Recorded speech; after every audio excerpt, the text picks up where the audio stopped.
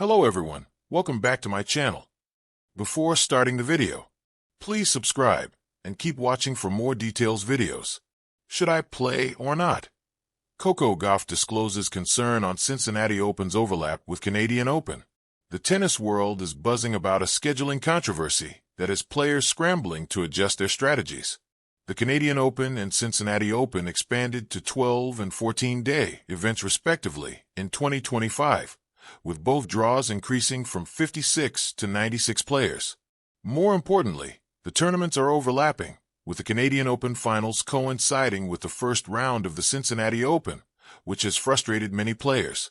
World number 2 Coco Gauff recently weighed in on the controversy, offering insights that reveal just how complicated this new format has become.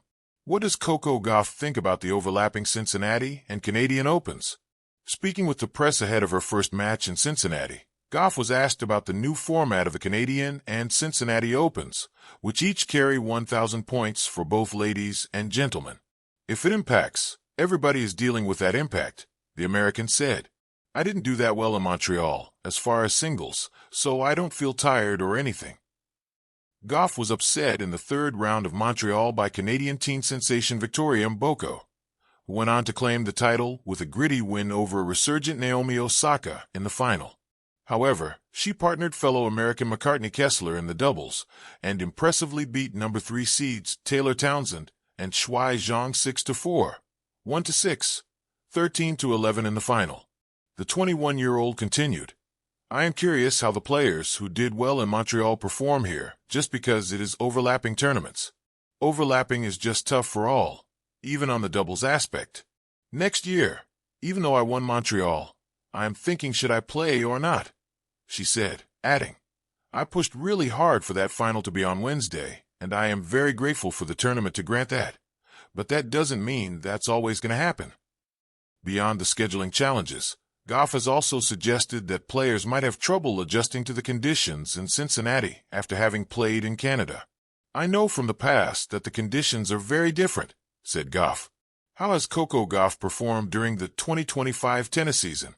Gauff opened the year at the United Cup, leading the United States to victory over Poland and defeating Iga Swiatek in straight sets in the final. Gauff finished the event undefeated. At the Australian Open, she reached the quarterfinals before falling to Paula Badosa. A challenging period followed, with early exits in Doha and Dubai, and fourth-round runs at both Indian Wells and Miami. On clay, however, Gauff regained her form, reaching the quarterfinals in Stuttgart, the final in Madrid, losing to Aryna Sabalenka, and the final in Rome, losing to Jasmine Paolini.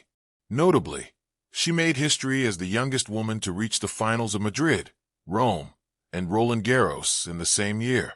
At the French Open, the American defeated Sabalenka in 3 tight sets to claim her first Paris title and second major, becoming the first American women's singles champion there since Serena Williams in 2015.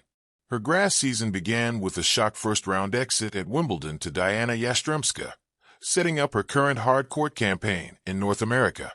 When Coco Gauff stepped off the court in Montreal, her face was a mix of satisfaction and strain.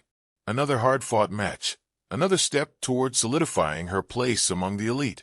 But as she reached for her towel and turned to acknowledge the crowd, a creeping question had already settled in her mind. Should I play or not? That question wasn't about the match she had just completed. It was about what came next. A tightrope walk, the Canadian Open and Cincinnati clash. The professional tennis calendar is a whirlwind. From January's hard courts in Australia to the clay battles of spring and the grass elegance of Wimbledon, players don't just battle opponents. They battle time, fatigue, and scheduling chaos. This year, the Canadian Open and the Western and Southern Open in Cincinnati have found themselves caught in a scheduling tangle. Due to a compressed post-Olympics calendar and weather delays, the two events now dangerously overlap. That overlap, though slight on paper, forces players like Coco Gauff to make impossible decisions. "Mentally, I was already preparing for Cincinnati," Gauff confessed during a press conference after her third-round win in Montreal. "But now I have to ask myself if it's worth pushing, especially with the U.S. Open just around the corner. I'm not a machine." Gauff's honesty struck a chord across the tennis world. Her words weren't just about this one decision. They echoed the broader conversation about athlete burnout and the relentless pace of the modern tennis tour. The pressure of expectations. At just 21, Coco Gauff has already lived a lifetime in the tennis world. She burst onto the scene at 15, defeating Venus Williams at Wimbledon and instantly becoming a global sensation. But fame, as she has learned, is both a blessing and a burden. Fans expect her to play. Sponsors expect her to perform. Tournament directors expect her presence to boost ticket sales and ratings. But Coco, still young, is learning to prioritize something many athletes overlook until it's too late: her health. "I love this sport, but I also love myself," she said, half laughing during a post-match interview. Sometimes those two things aren't always in sync. Gauff's team has been instrumental in helping her manage expectations. Her coach, Brad Gilbert, has often emphasized the importance of smart scheduling, picking battles that matter and ensuring she's not just playing matches, but playing at her best. "Recovery is part of being elite," Gilbert said in an interview. "You can't give 100% every week, so why try?" Coco's longevity depends on playing the long game. Fans, critics, and the noise. As with any decision in the spotlight, Gauff's hesitation to commit to Cincinnati has drawn both sympathy and criticism. Tennis legend Chris Evert voiced support for Gauff on social media. "Smart move by Coco Gauff to think twice. You don't win slams by burning out in August." On the flip side, sports radio hosts and certain media outlets framed her indecision as a lack of grit, feeding into a dated narrative that views athlete vulnerability as weakness. But Gauff is part of a new generation, one that watched Naomi Osaka walk away from Roland Garros for her mental health and saw Simone Biles prioritize well-being over medals. Gauff isn't just navigating the tennis tour. She's helping reshape what it means to be a modern athlete. And she's doing it under a microscope. Behind the decision, a day in the life. Let's imagine Coco's day as she prepares to decide. Morning. She wakes up in her hotel suite overlooking downtown Montreal. Her phone buzzes with texts, messages from her mom reminding her to hydrate, a DM from a young fan thanking her for being strong and real, and a notification from her team with the latest on the Cincinnati schedule. Her trainer is concerned. A slight twinge in her right knee. Nothing major, but something to monitor. Coco grimaces.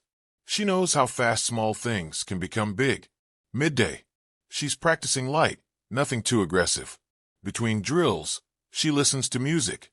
Kendrick, SZA, a little Taylor Swift, depending on her mood. It's her way of blocking out the noise. Afternoon. A strategy meeting with her team. They lay out 3 options. Withdraw from Cincinnati and fully recover for the U.S. Open. Play a limited schedule in Cincinnati, maybe just doubles. Go all in, knowing that fatigue might catch up with her by New York. Coco listens, nods, asks questions. She's always been curious, always been a student of the game. But even with all the data, the decision still feels personal. Evening. As the city winds down, Coco scrolls through photos from last year's Cincinnati Open. The crowds, the energy, the thrill. Her eyes linger on one picture, her hugging her younger brother courtside, smiling like nothing else mattered. That's what it's about, she thinks. Not the rankings, not the media, not even the money. Joy. The bigger picture, what tennis needs to learn. Coco Gauff's moment of hesitation isn't just a story about one tournament. It's a story about a sport grappling with its own evolution.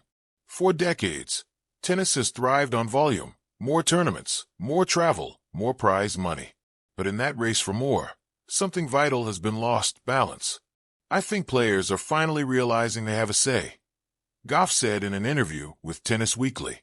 "We're not pawns. We're people. And the calendar should reflect that." The WTA and ATP have both started making strides, with conversations about protected rankings, mental health resources, and reduced mandatory play. But the situation with the Canadian and Cincinnati overlap highlights how fragile those improvements still are. Fans want the best players. Players want the best performances. And somewhere in between, sanity must prevail. So, will she play? As of today, Coco Gauff hasn't made her final decision. Her team says they'll wait until after Montreal wraps before announcing. And maybe that's okay. Because sometimes, strength isn't about always showing up. Sometimes, it's about knowing when to sit one out. In Coco's words, whatever I decide, I know it's the right one for me. And maybe that's the most powerful serve she'll hit this summer. Word count. 100 words. Would you like me to expand this into a full 2,000-word article? Or perhaps add player quotes, historical context, or analysis of the U.S. Open lead-up?